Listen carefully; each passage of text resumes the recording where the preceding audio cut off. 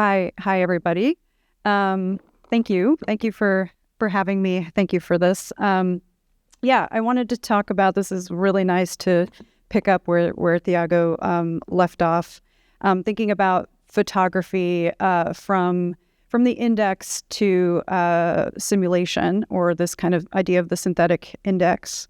And I want to sort of propose that through generative AI, photography has reached the edge of its own ontology, or sort of thingness. Let's see. And I'll begin with a familiar but kind of newly relevant provocation from the media theorist Marshall McLuhan, who famously argued that the content of any medium is always another medium. Other people have also talked on this, Walter Benjamin, Willem Flusser as well, to some extent. But McLuhan also believed that when a medium is pushed to its limits, when it reaches its extreme of its own logic, it reverses or flips into something else. So the idea of a medium reaching its breaking point and transforming into something different, but for me, not something entirely new, offers a critical tool for understanding the current state of photography under the pressure, I think, of generative AI images and how we think about them. So there is a paradigm shift here in the sense that photography has always been grounded in its indexical promise, the idea that light leaves a physical trace on a photosensitive surface. And so for the past century or more, this notion of the index of evidence and presence has always anchored the photography, the identity of photography. And as it gets pushed by digital technologies through computational processing, algorithmic editing, and now machine learning and other things, it started to shed that material index and kind of give way to pixels and something more, digital pixels giving way to something even more abstract in the form of synthetic vision. So with the addition of generative AI, at least in McLuhan's terms, you could say that photography has been pushed to its extreme, and in doing so, it's flipping into something else. And under generative AI, image making learns from photographic images to shift from recording events and objects producing them. It turns from a reproductive technology to copying what's in front of the lens or the sensor into something more productive, one that invents something that wasn't there, but is rather learned and formulated from our material world.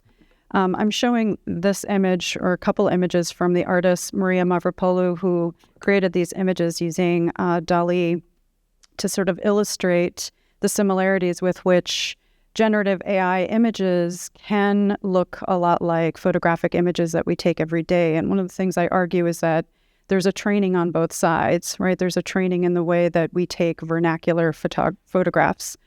So there's a paradox here. AI images are non-photographic, but they still feel photographic. They bear photography's aesthetic codes, the framing, focus, lighting, genre conventions. And they can look a lot like photographs because they've been trained on this history of how we see, how we photograph, how we kind of stand before the camera, and how that physical world is recorded. So while generative AI images no longer rely on a single referent, I think they remain haunted by the many images that train them. They're ontologically photographic, though not photographically produced with a camera with all of those conditions in place. Their realism is an aggregate, sort of echo of thousands of photographs that collapse into one synthetic visual event. And this brings me to Willem Flusser, who spoke about the evolution of images through these rungs of communication. In his fifth rung, this particle-driven fifth rung, the image becomes less about representing the world and more about processing particles of information itself. And in this sense, GenAI images perfectly embody this rung. They're visual outputs generated from computational particles or data points, as well as linguistic prompts, calling to mind the data visualization work of this OPTI project that I have pictured here, which aims to map the trajectory of information across the internet's numerous nodes. So Flusser helps us see that these new generative images are not anti-photographic, they might be hyper-photographic, taking the logic of photography, the composition and index, and all the illusions already, I think, embedded in photography, and stretch them across vast distributed data sets, meaning their photographic qualities, including their indexicality, is obscured or hidden rather than fully erased. And what we see is one exposure that becomes an exposure of exposures, basically millions of images that kind of collapse into instantaneous visual synthesis. And yet I think even as AI images seem really futuristic and of some other world, they retrieve something old. McLuhan would call this medium retrieval function, when a new medium retrieves or revives the characteristics of something from the past.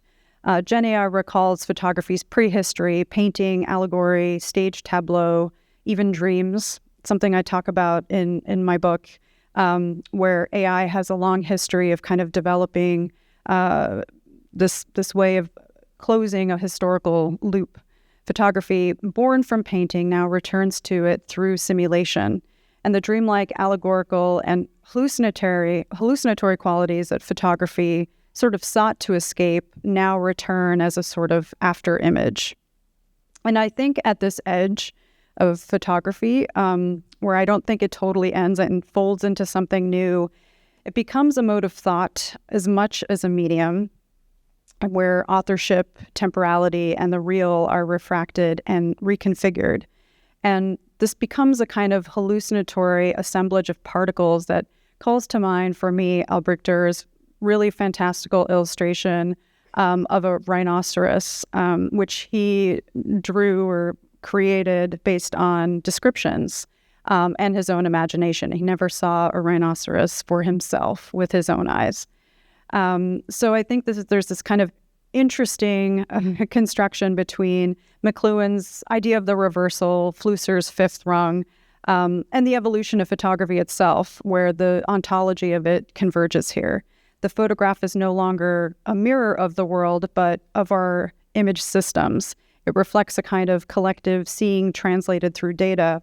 And so when we encounter a GenAI image, we're not entirely leaving photography behind. I think we're experiencing a version of cameraless photography and a remediation of the subject as well as the photographer.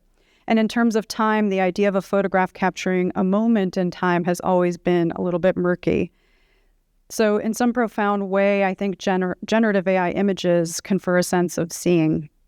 And in the end, photography continues, I think, to be this unfixed medium that it's always been, and only increased when it went digital. And it grows ever more mutable with the addition of generative AI. I think it survives this reversal, at least for now, by becoming something else while remaining just at the edge of its own ontology. Thank you.